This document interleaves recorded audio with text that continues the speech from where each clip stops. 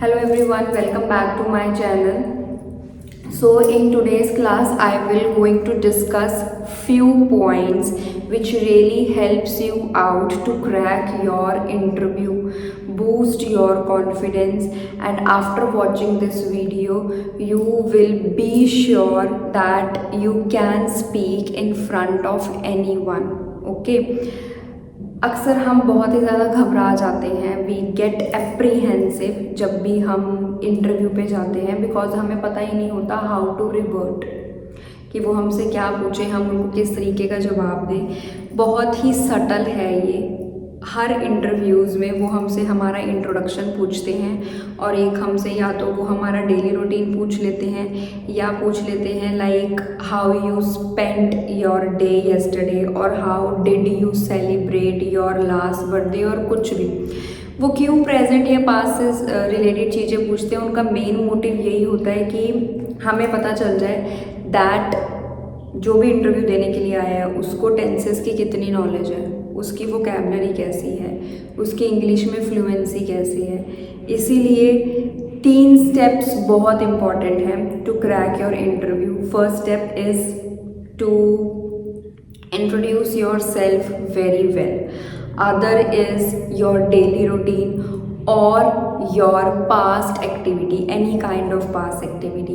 इसीलिए मैंने अपनी क्लासेस की जो स्टार्टिंग थी वो मैंने टेंसेस से करी, बिकॉज अगर आपको टेंसेस नहीं आते you can not be able to answer over there during your interview, right.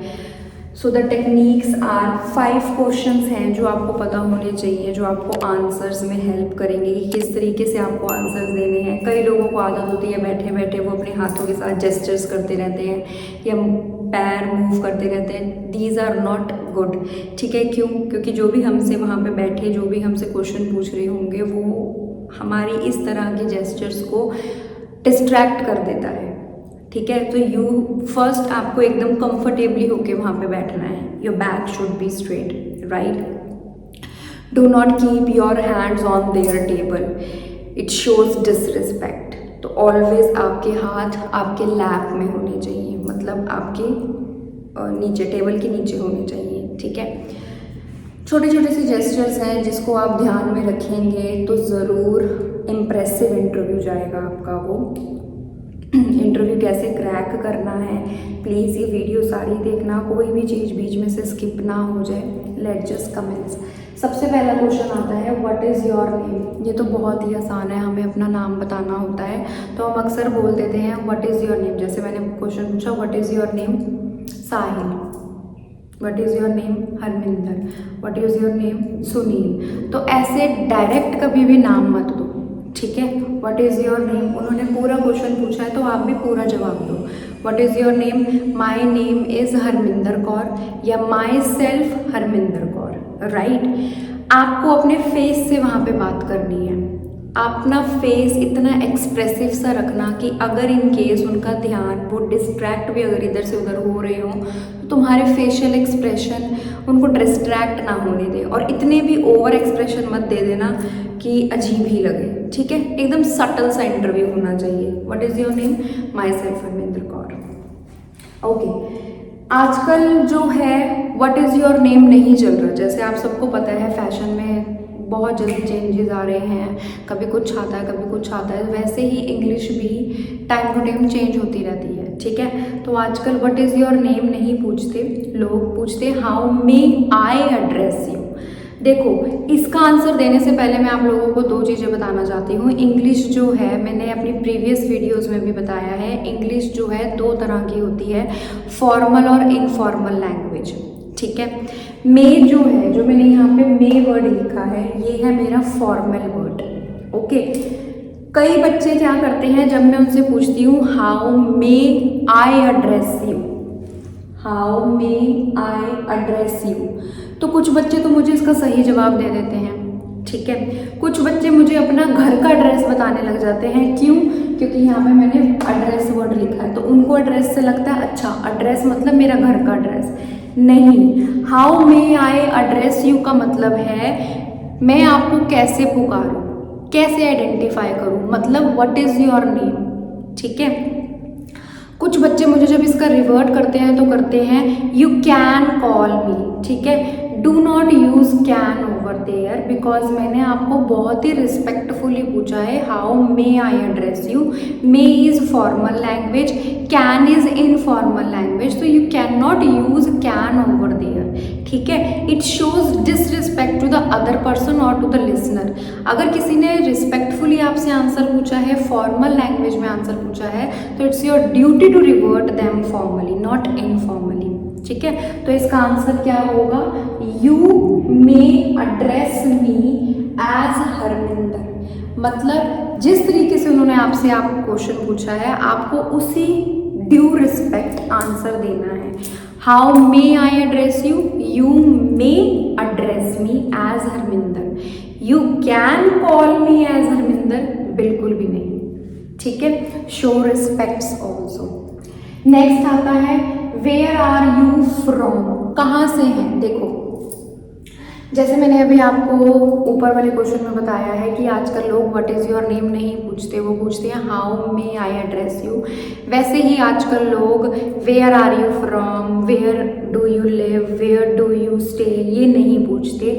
उसकी जगह फिर क्या क्वेश्चन पूछते हैं, वो पूछते हैं where do you put up. Put up का मतलब होता है कि आप रहते कहाँ हैं। Try to use new words daily to mark your self impressive, ठीक है। पुट अप का मतलब होता है रहना, कि आप कहाँ रहते हैं, तो वहाँ पे आप क्या यूज़ कर सकते हैं। देखो बहुत ही बेसिक सी चीज़ है, अगर आपको अच्छी इंग्लिश बोलनी है ना, तो अच्छी इंग्लिश के लिए आपको 3 चीज़ें बहुत इम्पॉर्टेंट है जो याद रखनी चाहिए। सबसे इम्पॉर्टेंट चीज़ है कि जब भी आपसे कोई क्वेश्चन पूछता है तो आप उसको पैराफ्रेज करो। पैराफ्रेज का मतलब होता है, अगर किसी ने आपसे पूछ लिया suppose where are you from, तो आप अपने क्वेश्चन में मत बोलो आई एम फ्रॉम मोहाली, आप उसको पैराफ्रेज करो, मतलब सिनोनिम्स यूज़ करो। लोग सिनोनिम्स की प्रोनाउंसिएशन सिनोनिम्स बोलते हैं, it's not synonyms, it's synonyms. अगर मैंने आपसे पूछा है वेयर आर यू फ्रॉम, तो आप मुझे वेयर आर यू फ्रॉम ना बोल के आई पुट अप या आई लिव या आई स्टे बोल सकते हैं। अगर मैंने क्वेश्चन में पुट अप पूछा तो just paraphrase it with I live या आई स्टे, राइट। अगर मैं आपको क्वेश्चन में पूछ रही हूँ वेयर डू यू लिव या वेयर डू यू स्टे, तो आप मुझे बोल सकते हैं आई put up. Try to use put up word from now onward. It really impress others, ठीक है। लगता है लोगों को हाँ इसकी इंग्लिश तो बहुत अच्छी हुई, इसलिए तो मैं अक्सर अपने बच्चों से अगर पूछती हूँ कि where do you put up, तो उनको पता ही नहीं होता कि क्या ही पूछ लिया, ये क्या, सॉरी, मतलब कुछ भी बोलने लग जाते हैं। तो फिर मैं उनको बताती हूँ पुट अप मीन्स स्टे, ठीक है। तो फ्रॉम दैट ऑनवर्ड वो भी यूज़ करना शुरू कर जाते हैं कि हाँ पुट अप बोलना है, स्टे या लिव नहीं बोलना, ठीक है। तो the question is where are you from नहीं पूछना, इसकी जगह आप क्या पूछेंगे अब, where do you put up, ठीक है। अब इसका आंसर क्या है, ओके मैंने आपसे पूछ लिया where do you put up, do not say I stay या आई लिव। और भी बहुत अच्छा मेरे पास आंसर है इसका, आई हेल फ्रॉम। हेल का मतलब होता है आई बिलोंग, कहाँ से बिलोंग करते हो, मोहाली से, चंडीगढ़ से, हिमाचल से, कहाँ से। जैसे मैं बिलोंग करती हूँ दिल्ली से, ओके, तो मैंने लिखा है आई हेल फ्रॉम दिल्ली, मैं दिल्ली की हूँ।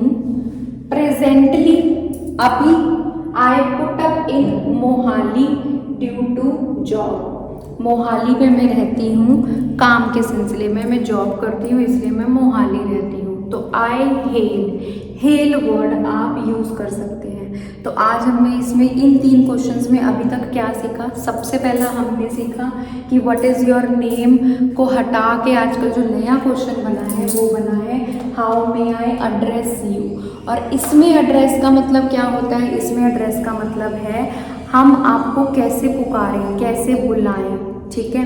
Next put up, put up का मतलब आप रहते कहाँ, जहाँ पे भी आप रहते हो वहाँ का हेल वर्ड यूज़ करके आगे बता देना कि I hail from. Do not say I am from, I belong to, I stay, I live, नहीं। इस तरीके से अगर आप प्रिपरेशन करेंगे, इस तरीके से अगर आप आंसर याद करेंगे, तो for sure you will get the job and you will crack the interview as well, right? Let's just move to the fourth question. The fourth question is what is your qualification?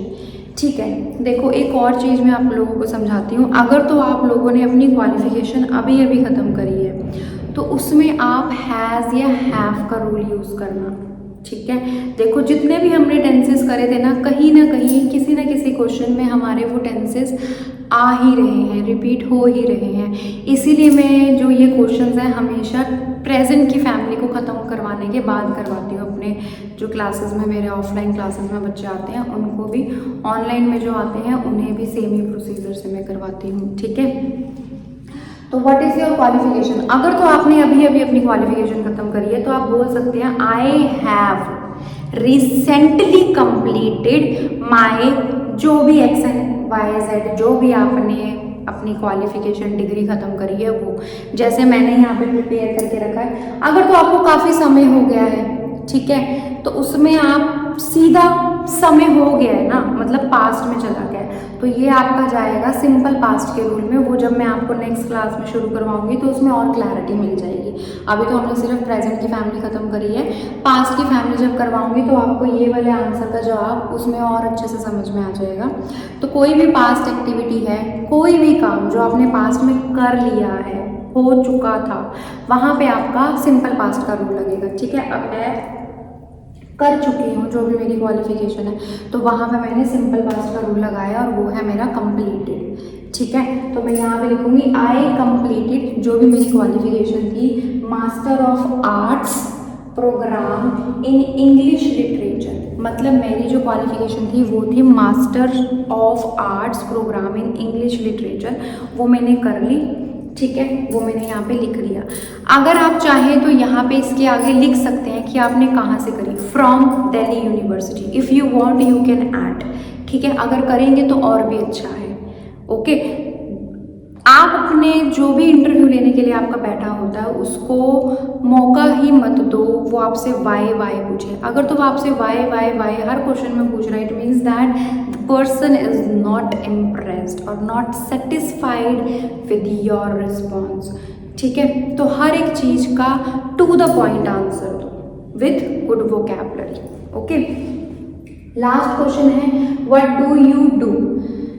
बहुत सारे बच्चे इस answer का जो जवाब है वो अक्सर गलत देते हैं। मैंने अपनी प्रीवियस वीडियो में भी जब मैंने आपको प्रेजेंट परफेक्ट कंटिन्यूस बताया था उसमें भी मैंने आपको समझाया था, अगर आपसे कोई भी आपके काम के बारे में पूछता है तो उसमें आपको हमेशा समय भी दिया हुआ है कि मैं इतने समय से यहाँ पे काम कर रहा हूँ या कर रही हूँ, भले 1 महीने से कर रहे हैं, 1 साल से कर रहे हैं, 5 महीने से कर रहे हैं, सो ऑन। वो हमेशा आपका जो टेंस है वो किस में फॉल करेगा? सेंटेंस प्रेजेंट परफेक्ट कंटिन्यूअस में। तो ये यहाँ पे जाएगा I have been working as an eyes and spoken trainer for 5 years। अब यहाँ पे मैंने 4 क्यों लगाया? 4 मैंने इसीलिए लगाया क्योंकि मेरा यहाँ पे 5 ईयर पर्टिकुलर टाइम नहीं है, 5 साल से पढ़ा रही हूँ। अब कौन से 5 साल से पढ़ा रही हूँ नहीं पता, इसीलिए मैंने यहाँ पे 4 लगाया। क्यों? क्योंकि मैं यहाँ पे समय बता रही हूँ, तो समय बताऊँगी तो ऑब्वियस ही बात है मुझे अपना हैज़ हैव बीन का रूल भी लाना पड़ेगा और फिर फॉर भी लाना पड़ेगा। आई है, आई प्लूरल होता है तो प्लूरल के साथ तो वैसे ही हमारा हैव लगता है। Please go through with these questions, mark up all these, and for sure you will not find any kind of error, problem, or you will not going to apprehensive during your interview. Just prepare yourself this way only. Thank you.